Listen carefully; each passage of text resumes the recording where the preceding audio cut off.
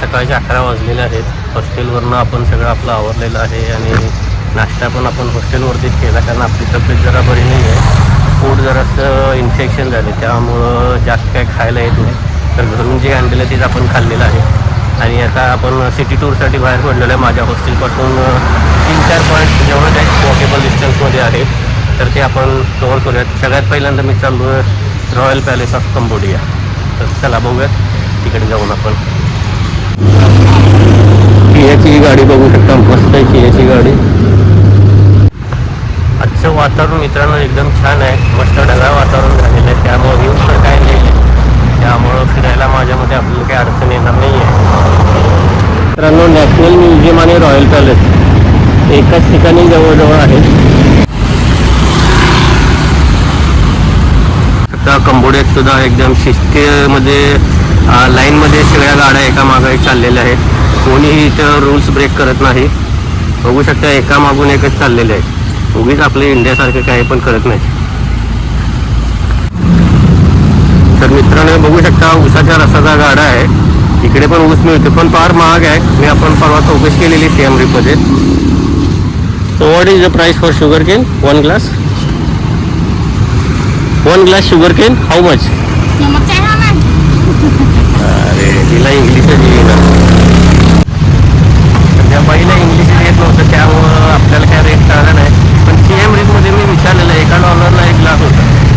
इकडे उसाचा रस फार महाग आहे. आपण चौकशी करूयात. तरी बघू शकता मित्रांनो, इथे यांनी गार्डन पण केलेलं आहे आणि खूप छान मस्त गार्डन त्यांनी मेंटेन केलेलं आहे. पेविंग ब्लॉक्स वगैरे सगळे वापरून, फरशा वापरून, चालण्यासाठीचा ट्रॅक प्लस गार्डन असं दोन्ही केलेलं आहे त्यांनी. तर मित्रांनो, ही जी पाठीमागची बिल्डिंग बघताय, हे ह्यांचं सुप्रीम कोर्ट आहे आणि सुप्रीम कोर्टाच्या बरोबर समोर रॉयल पॅलेस ऑफ कंबोडिया आहे. तर यांचं आर्किटेक्चर आणि ह्यांनी जे त्यांच्या स्टाईलनं बांधलेलं आहे, हेरिटेज स्टाईलनं, तर खूप छान आहे. मला वाटतं पहिल्यांदा हेच रॉयल पॅलेस ऑफ कंबोडिया आहे. तर याच्या बरोबर समोर मिनिस्ट्री ऑफ जस्टिस यांचं मोठं गव्हर्नमेंटचं इथं ऑफिस पण आहे.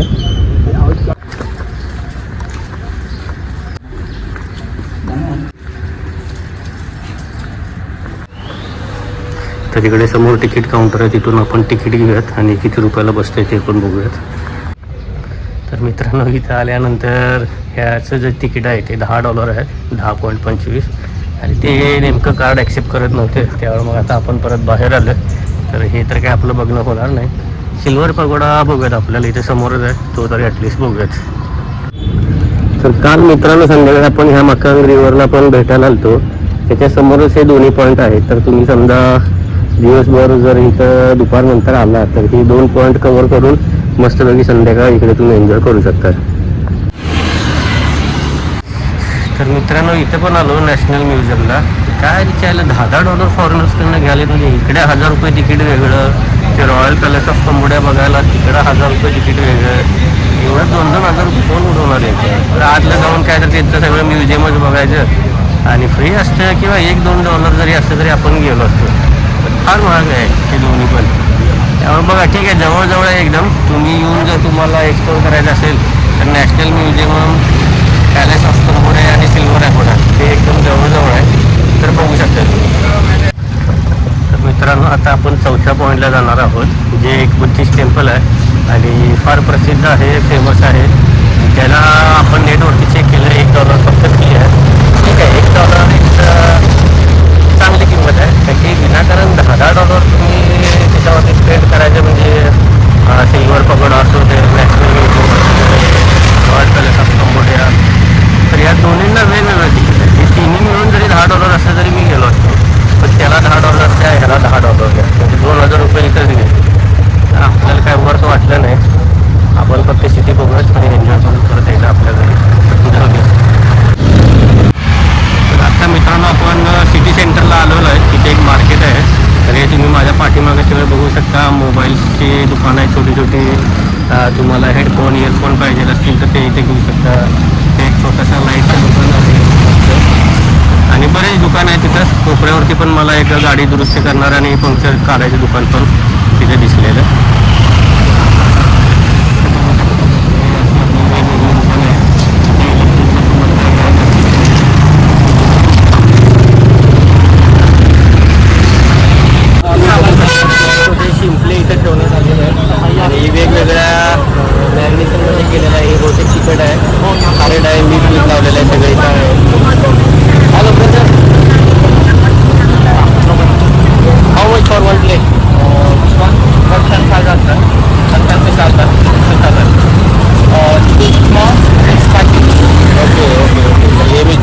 1,500 रिअलमध्ये दोन्ही, आणि हे इकडचे 3,000 रिअलमध्ये आहे.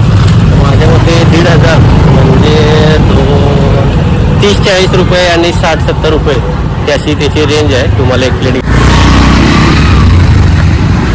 तर हे इथं बघू शकतो मित्रांनो, माझ्या पाठीमागं इथं केळी आहेत, आणि ही केळी एक घड सगळा, म्हणजे काय मे बी त्याचे 12 असतील 15 असतील. तर हे 3,000 रिअलला आपल्याला इथं केळी मिळतात, म्हणजे साधारण माझ्यामध्ये 70-80 रुपयाची ही केळी आहे. तर हे पण तुम्ही बघू शकता मित्रांनो. जाताना वाटेत मला अजून एक म्युझियम भेटलं. मी म्हटलं हे तरी फ्री असेल किंवा कमी दराचं असेल, तर ह्यालासुद्धा $5 त्यांनी सांगितले. ठीक आहे, म्युझियममध्ये बघण्यात आपल्याला जास्त काही इंटरेस्ट नाही आहे, पण जस्ट आपण एन्क्वायरी तरी केली, आणि तुम्हाला मी ॲक्च्युली रेटसुद्धा सांगू शकतो की किती एंट्रन्स तिकीट आहे कुठल्या कुठल्या म्युझियमला. तर हे जाताना रस्त्यात आपल्याला एक छोटंसं गार्डन इथलं दिसलेलं आहे. छान त्यांनी मस्त डेव्हलप केलेलं आहे, आणि त्याची योग्य तऱ्हेने निगा राखलेली आहे.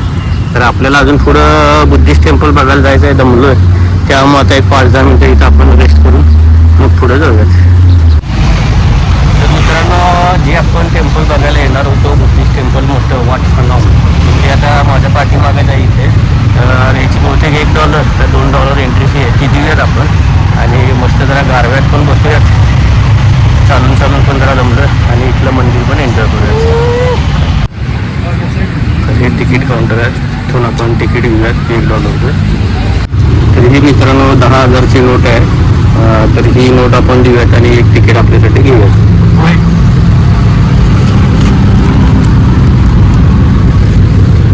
10,000 दिल्यानंतर त्यांनी आपल्याला 6,000 रिअल त्यांचे दिलेले आहेत. 4,000 रिअल म्हणजे $1 होतो. हॅलो. तर ही माझ्या पाठीमागं तुम्ही मित्रांनो बघू शकता, फुल मस्त झाड आहे, तिकडं ग्रीनरी आहे. थोडंसं टॉपला आपल्याला चालत यावं लागतं. तर हे त्यांचं मेन टेम्पल आहे. तर इथं आल्यानंतर तुम्हाला तुमचे शूज रिमूव्ह करावे लागतात, आपल्यासारखं सेम यांची पण पद्धत आहे.